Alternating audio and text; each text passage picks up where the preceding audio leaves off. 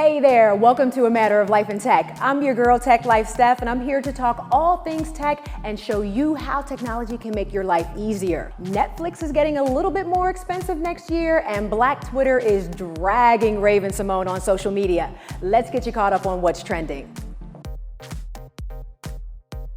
Being able to get your Netflix and chill on is going to cost you a little bit more money next year.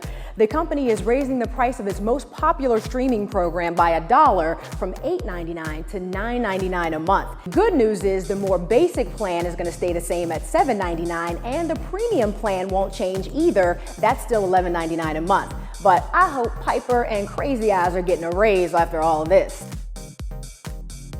And Black Twitter is having a field day with The View co-host Raven-Symoné. She went on and on and on in a recent episode about how she wouldn't hire anybody with a name that sounded too black. Hashtag Raven-Symoné was a top trending topic on Twitter for days, and even outlets like CNN and MSNBC picked up the story. But I think her father said it best. In a statement released on Tuesday, Christopher Pearman was quoted as saying that he would always support her and have her back, even if sometimes she says some dumb shit. Welcome back to A Matter of Life in Tech.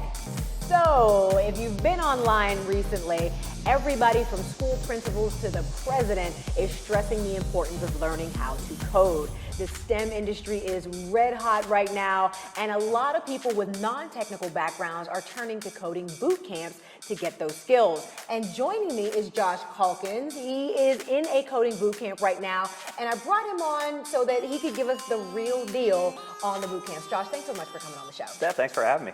So why did you decide to attend a coding boot camp? Right, so I was looking for a career change, and I needed something that was a little bit more structured versus, the whole host of online resources out there. The ones that kind of let you go through it yourself at a self-guided pace. Okay. So tell us a little bit about the details of the camp. The hours, is it online, is it offline, in class?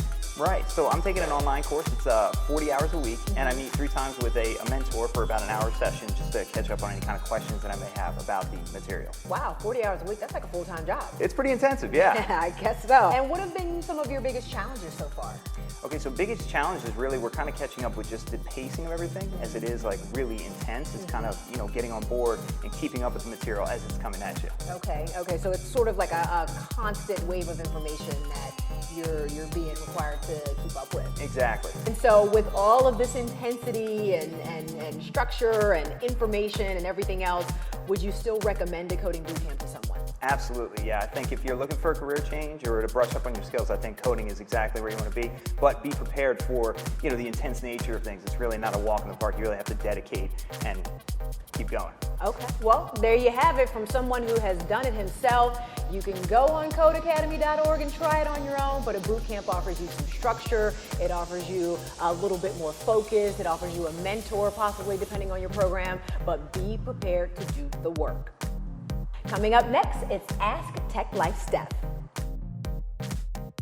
This is Ask Tech-Life Steph, where you get to ask me, Tech-Life Steph, all kinds of tech questions. And today, Kia from Baltimore hit me up and wanted to know what she could do to extend the battery life on her smartphone. So there are a few things you can do, Kia. Thanks so much for your question. First up, turn off any apps you're not using, especially if they use the location data on your phone. Second, disable that option that lets your phone continuously check for Wi-Fi signals. If it's always checking, it's always using up the battery. Notifications kill your battery life too, so only enable the ones you need. You don't need your Facebook post popping up every single time somebody likes your status. And finally, hardware-wise, dim your screen's brightness and disable Bluetooth. Bluetooth is a battery killer. If you have a tech question for me, you can always hit me up on Twitter at TechLifeSteph. And thanks so much for watching A Matter of Life in Tech.